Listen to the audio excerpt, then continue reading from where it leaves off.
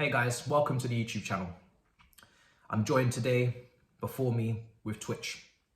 We're still live on Twitch as I make this video. 1,000 of these beautiful people, I was gonna say bastards, but I'll call you beautiful people, are here to witness the downfall of me as a human being, like Othello, like Macbeth, Shakespeare, as they say.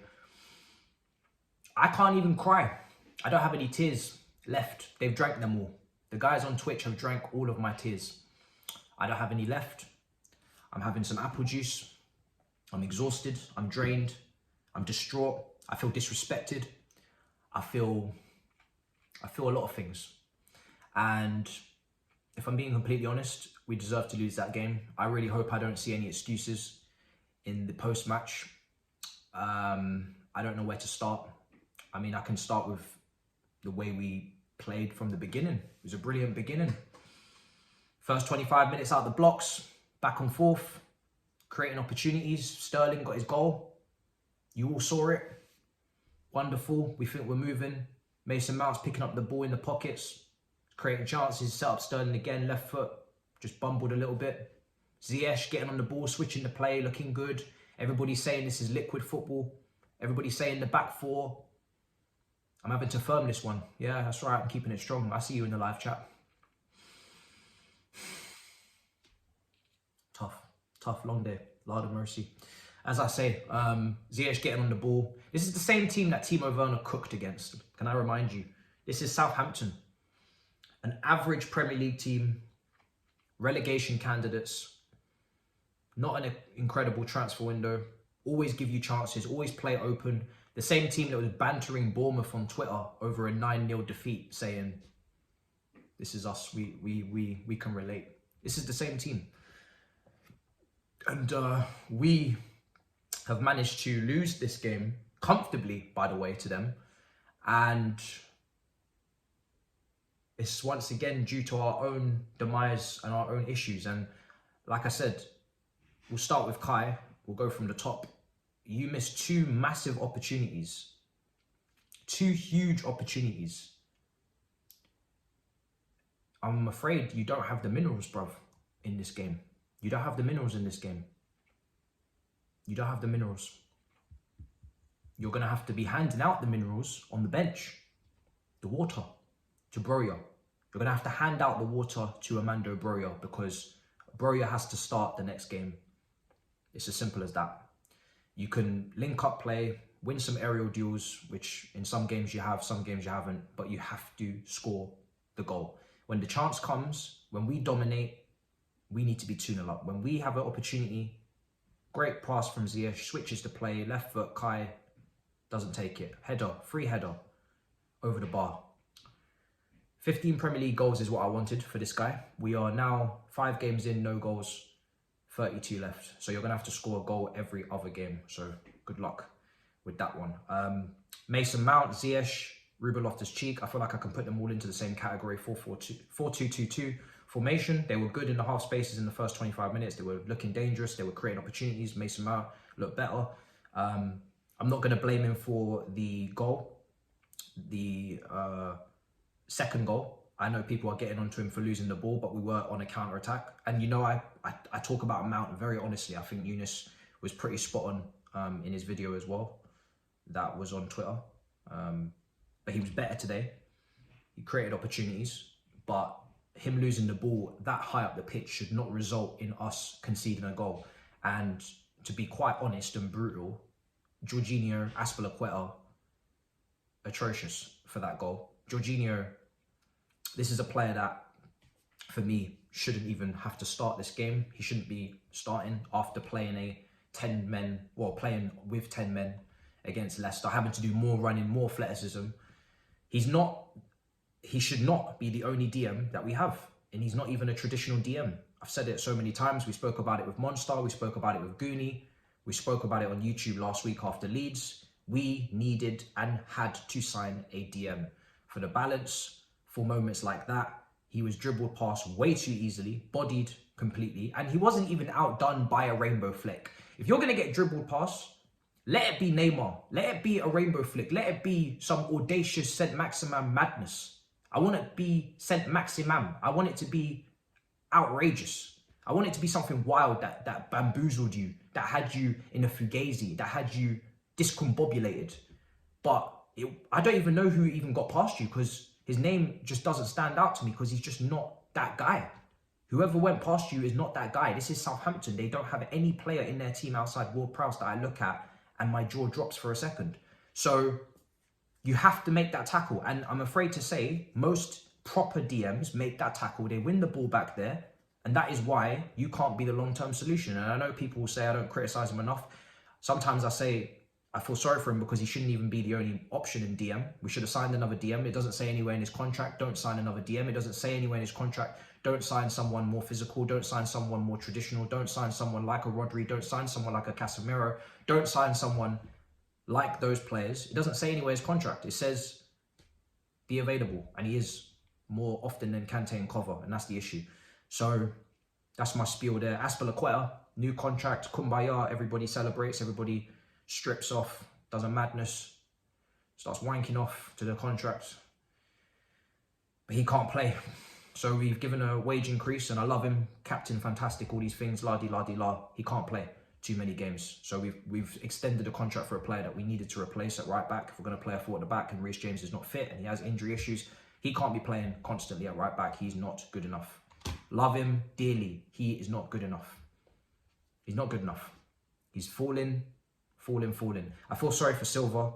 I feel sorry for 2 players today. I feel sorry for Silva and I feel sorry for Sterling. I think those 2 players there, their backs are going to break. They're going to fold. They're going to collapse. They're going to cave in, because what they're having to do at times is insane. Sterling again with the goal today to build off from the last game. Lovely to see. But yeah, Silva at 38 should be able to go on the piss. He should be able to have a drink.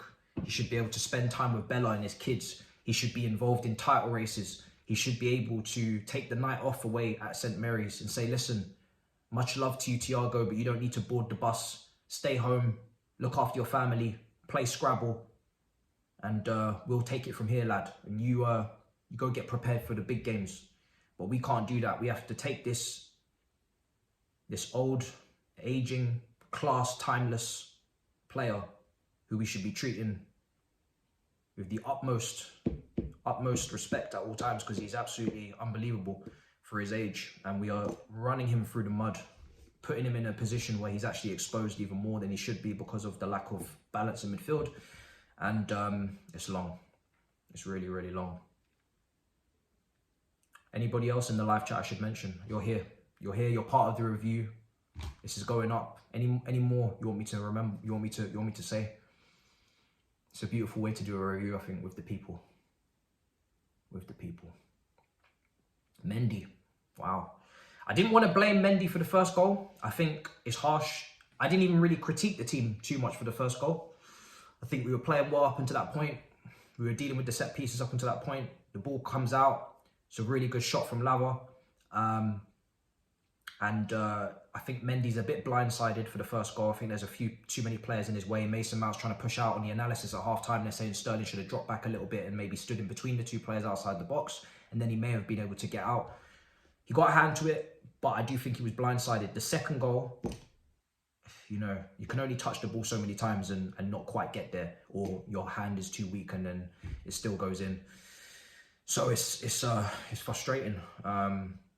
But I don't think the solution is Kepa. I said that after the Leeds game, and I'm not going to change my mind. I think Kepa, his hands are not exactly the most strong and stable, as the government would say. So the economy's fucked. And gas prices are going up, and yeah, we're in the mud. You have to laugh or you'll cry. And Thomas Tuchel. I mean, how could I not mention Thomas Tuchel, man? You have to, in the last few days, you have to see, much like Klopp did, that you are wrong for saying that we don't need a midfielder. You're wrong for listing out Gallagher, Loftus-Cheek, Jorginho, Kova, Kante. You're wrong. Simple as that. It's a blind man, his bat. And my dead great-great-great-great-great-grandfather and grandma would fucking see this. We need a DM. We need a DM. Okay? I know we need to replace centre-backs, replace the centre-backs. I know we need attackers. Kai, we need attackers. Pulisic, come on, we'll talk about him in a minute. We need a DM. We need a DM. And we also desperately need you to not play players out of position like Pulisic at wing-back when he comes on. I'm actually going to defend Pulisic here. And as hyped as I was about signing Galvadal, and we'll talk about that later, 90 million euros on a defender to come next summer, when we have the issues we have right now, it's tough to read. I'm not gonna lie. It's like Barcelona trying to sign Marcos Alonso when they can't pay the wages of De Jong. It's a little bit baffling, if I'm honest. There must be somebody out there that can help us right now, as opposed to Gordon at 21 who scored today, as opposed to Galvadal, who I rate but is not coming till next year if it goes through. We have problems right now, and we are putting our top 4 hopes in big danger if we don't start playing people in their right positions for a start, and also to allow us to do that more often, sign the DM that we need. And waiting on Rice, as I said last week, is dangerous, and it could be catastrophic, because we could easily end up listening to the wonderful Europa League music anthem next year if we don't sort this out. Because yeah, the midfield is just, it's a mess. But Pulisic, I have to defend Pulisic. I think, listen, I know he was poor when he came on. He was absolutely horrendous when he came on. But he's playing out of position. Second time he's come on for 15 minutes and a cameo. And I'm not expecting anything from him. He requested to go out on loan. He requested to leave. So when someone asks you to leave and you don't let them go, all you can expect is more problems, not peace. Just like a relationship. Somebody wants out. They say, we want to leave this relationship. We don't want to be with you anymore. And you stick around. You say, no, you're staying here. All you can expect is more toxicity.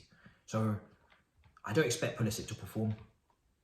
He's getting paid to perform, but he's not getting paid to perform at right wing back. His position on the team website is attacker. So at right wing back, you're going to expect problems. You're not going to expect perfection. And 15-minute cameo, I'm not really going to judge it too much. We were already shit. At the end of the day, Mason, second half, drop off. Ziyech, second half, drop off. Kai never really even started. Yes, he helped us create the first goal, I think, but the finishing is horrendous. Jorginho, drop off. Ruben Loftus-Cheek, subbed off. So you have to focus on the main characters. Yeah, it's not easy in these streets. It's really not easy in these streets. So yeah. And it's not good enough to say we have this injury in midfield, we have that injury, we don't have this, we don't have that. Priorities. A DM over the third centre-back. A DM over the second attacker, on top of already getting Sterling. It's that important. And you've got to see that. Because I'm listening to the quotes and I'm believing the quotes and I'm thinking, yeah, so have to see that. It's so bait, it's so obvious, so clear. And yeah, but yeah, final comment. I mean, yeah, I can see it. You guys are asking me thoughts on Chelsea fans that are Tuchel out. I disagree. I will back this manager. I back every manager, to be honest, if you haven't followed me for long enough.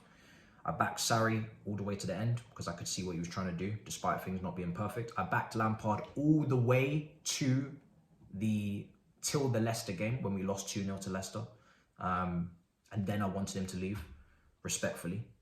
And then he left after Luton, and I'm still behind Tuchel. I think he just needs to really in the last few days. I mean, I think it's maybe too late anyway, but yeah, look at your existing options, please. Look at your Ampadu's, even though they're not of the high level that we need, but look at them as short-term solutions until January. Look at Trevor Chalobah, please, for the DM position. I think he couldn't play tonight. There was a precaution.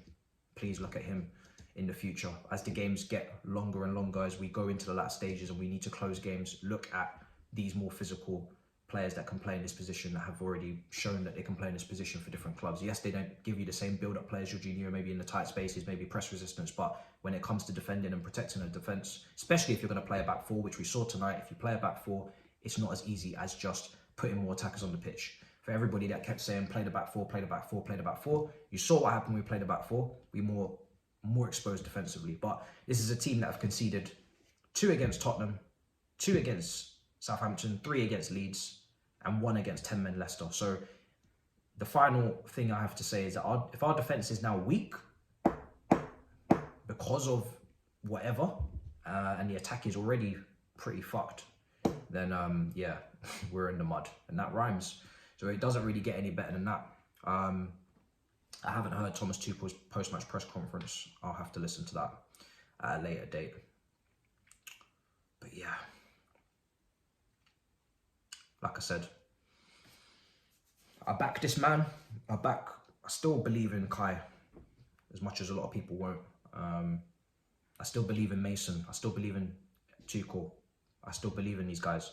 It takes a lot for me to turn against someone, because when I'm on a platform and I say, no, it's time to go, I can't flip-flop. I don't do that when it comes to this manager thing. I don't scream this Wenger out thing. That I don't do this.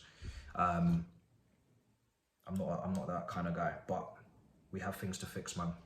If we don't fix them, then we need to find short-term solutions, because this is madness. Too many goals are being conceded centrally, getting cut open. So yeah, until next time. I don't even know why I'm even signing off, because what do I have to really say? Just take care of yourselves. You know, I'm gonna go back to my apple juice, and I'm gonna go back to addressing my wonderful live concurrent of legends. Big up your damn selves.